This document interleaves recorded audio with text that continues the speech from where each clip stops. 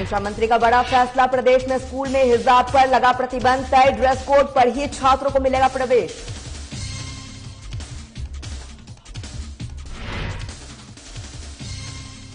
आकर काफी उत्साह दिखे।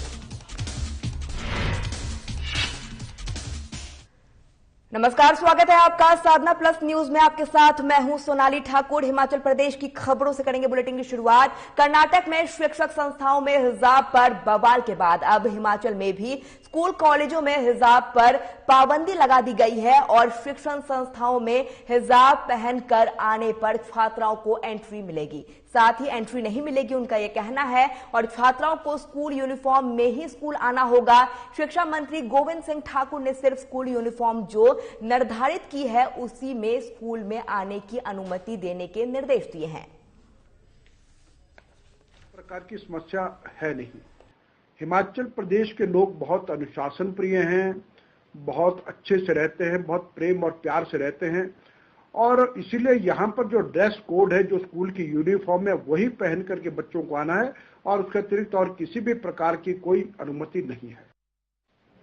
देखिए, लगभग 2-3 वर्षों के बाद हमारी छोटी कक्षाओं के लिए भी स्कूल प्रारंभ हो रहे हैं और कल 17 तारीख से सभी स्कूल खुलेंगे, बच्चे स्कूलों में आएंगे बस और स्कूलों में रौनक लौटेगी और शिक्षा अब फिर से फिजिकल रूप से होगी।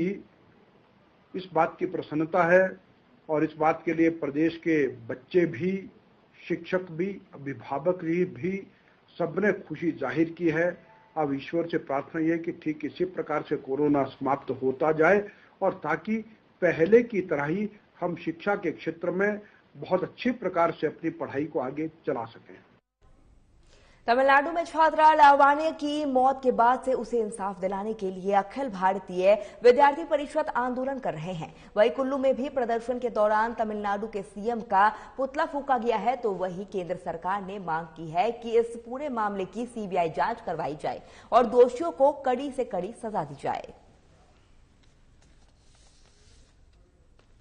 विद्यार्थी परिषद कुल्लू इकाई द्वारा डीएमके सरकार जो कि लावण्य की निष्पक्ष जांच में हेराफेरी कर रही है, सीबीआई के काम में टांग अड़ा रही है, उनके खिलाफ धरना प्रदर्शन किया गया और साथ ही विद्यार्थी परिषद के जो राष्ट्रीय महामंत्री समेत कार्यकर्ताओं को जेल में डाला गया है। विद्यार्थी परिषद मांग करती है कि उन्हें जल्द से जल्द छोड़ा जाए। साथ ही आज विद्यार्थी परिषद कुल्लू इकाई ने डीएमके सरकार के मुख्यमंत्री का पुतला जलाकर विरोध प्रकट किया और साथ ही हम मांग करते हैं कि जल्द से जल्द लावण्या को इंसाफ मिले, वरना विद्यार्थी परिषद सड़कों पर उतरने से बिल्कुल कतराएगी नहीं और हजारों कार्यकर्ताओं के साथ विरोध प्रदर्शन करेगी।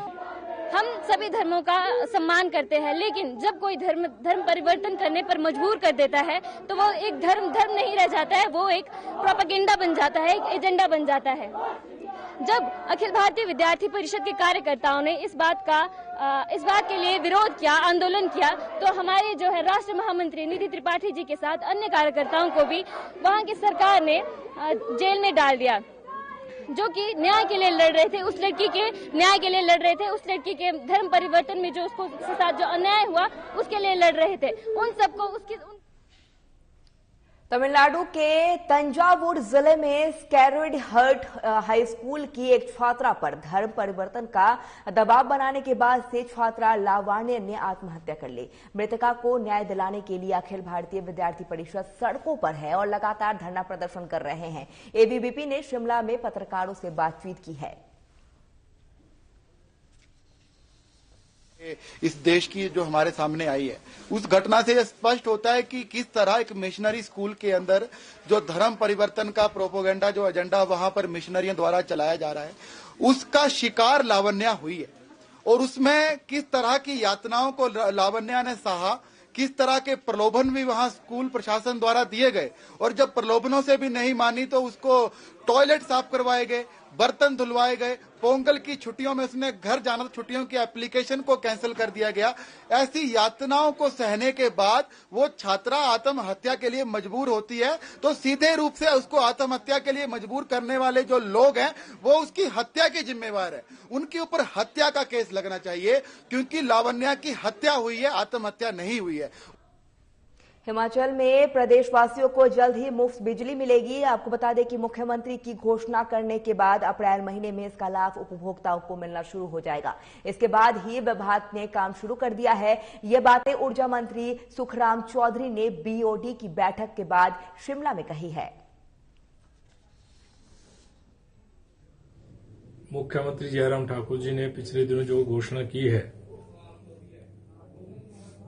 हिमाचल प्रदेश में जो छोटे उपभोक्ता हैं उनको 60 यूनिट तक जो है जीरो बिल आएगा। उसमें मीटर एंड सर्विस चार्जेस भी जो है प्रदेश की सरकार वहन करेगी। इसमें लगभग 4,40,000 कंज्यूमर प्रति महीना कवर होंगे। महिलाओं को आत्मनिर्भर बनाने के मकसद से सिरमौर जिला मुख्यालय नाहन में आज बीजेपी विधायक डॉक्टर राजीव बिंदल ने स्वयं सहायता समूह से जुड़ी महिलाओं को मुफ्त सप्लाई मशीन वितरित किए हैं। वही दरअसल वाल्मीकि धर्मशाला नाहन में आयोजित एक कार्यक्रम के दौरान विद्यालय बिंदल ने शहर के 35 स्वयं सहायता समूह को यह सप्लाई मशीन वितरित की है। नाहन नगर के और 35 सेल्फ हेल्प ग्रुप्स को 70 सिलाई मशीनें देने का कार्य यहां पर संपन्न होगा और हम देख रहे हैं कि 70 सिलाई मशीनें यहां पर थाक के रूप में लगाई गई हैं और ये सब बहनों को अभी 5 मिनट में दी जाएंगी। ये जो सेल्फ हेल्प ग्रुप्स हैं बहुत अच्छे हैं। अनेक हिमाचल प्रदेश संयुक्त कर्मचारी महासंघ की बैठक लोक निर्माण विभाग के विश्राम गृह हमीरपुर में संपन्न हुई है, जिसमें हिमाचल प्रदेश राज्य बिजली बोर्ड कर्मचारी यूनियन के प्रदेश अध्यक्ष और संयुक्त कर्मचारी महासंघ के चीफ कोऑर्डिनेटर कुलदीप सिंह खरवाड़ा विशेष रूप से मौजूद रहे हैं। बैठक में अलग अलग विभागों के 12 कर्मचारी यूनियनों के प्रधान भी मौजूद रहे हैं। अधिसूचना जारी की है। उस अधिसूचना के जारी होने के बाद जो कुछ वेतन विसंगतियां सामने आई हैं, उन वेतन विसंगतियों को ध्यान में रखते हुए हिमाचल प्रदेश के अंदर 41 कर्मचारी संगठनों ने संयुक्त कर्मचारी महासंघ की स्थापना शिमला में की। संयुक्त कर्मचारी महासंघ ने हिमाचल सरकार को 21 फरवरी को ये नोटिस दिया था, 21 जनवरी को नोटिस दिया था। न्यू पेंशन स्कीम एसोसिएशन अब पुरानी पेंशन बहाली को लेकर आक्रामक रुख अपनाने जा रहा है। एसोसिएशन ने 3 मार्च को विधानसभा का घेराव करने का ऐलान कर दिया है। इस दौरान प्रदेश भर में 1 लाख कर्मचारी विधानसभा के बाहर पहुंचेंगे और पुरानी पेंशन बहाली की मांग करेंगे। शिमला के जितने भी खंड हैं हमारे, जिसमें सभी दूरदराज के खंडों ने इसमें हिस्सा लिया। इसमें आज हमारी ये है कि भाई जैसे पूर्व में जो है सरकार ने जो पुरानी पेंशन की बहाली का मुद्दा है बड़े पहले से चल रहा है हमारा, और तपोवन में विधानसभा के दौरान जब चला था 70, तो उसमें जो है मुख्यमंत्री जी ने कहा था कि भाई जो है हम जल्दी जो है इस पर जो है आगे बढ़ेंगे, और उन्होंने पुरानी पेंशन इसके लिए एक कमेटी का गठन भी किया है। लेकिन उस गठन करने के पश्चात जो है सरकार एक भी कदम आगे नहीं बढ़ी।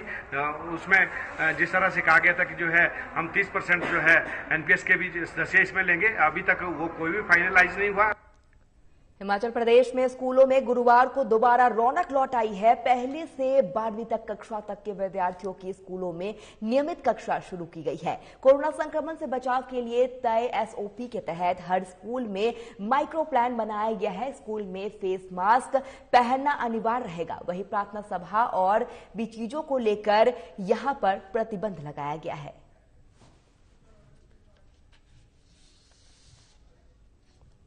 In 4th A class, I like to come my school and there is many friends. ये कोरोना महामारी जल्दी से भाग जानी चाहिए और हमारी क्लासेस कंटिन्यू होनी चाहिए।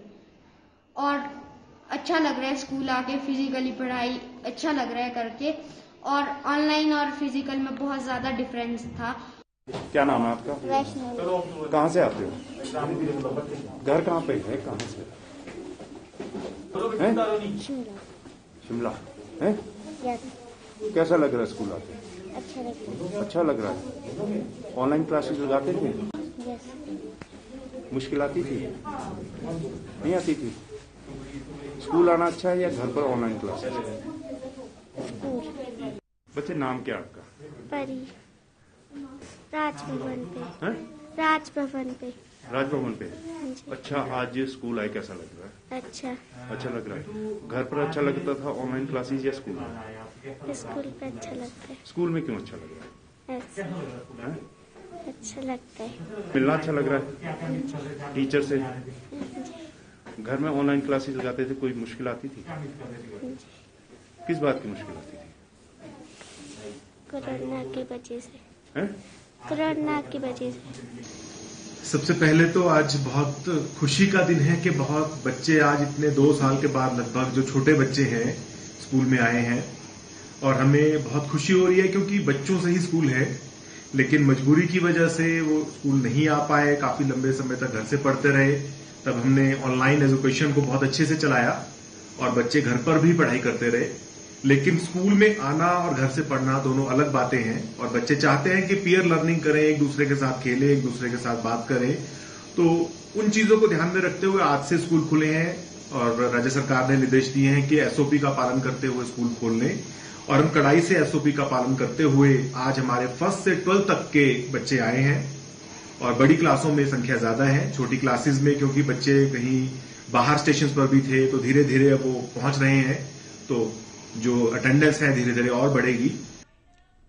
चलिए, हिमाचल के हमारे इस खास बुलेटिन में फिलहाल इतना ही। देखते रहिए साधना प्लस न्यूज। नमस्कार।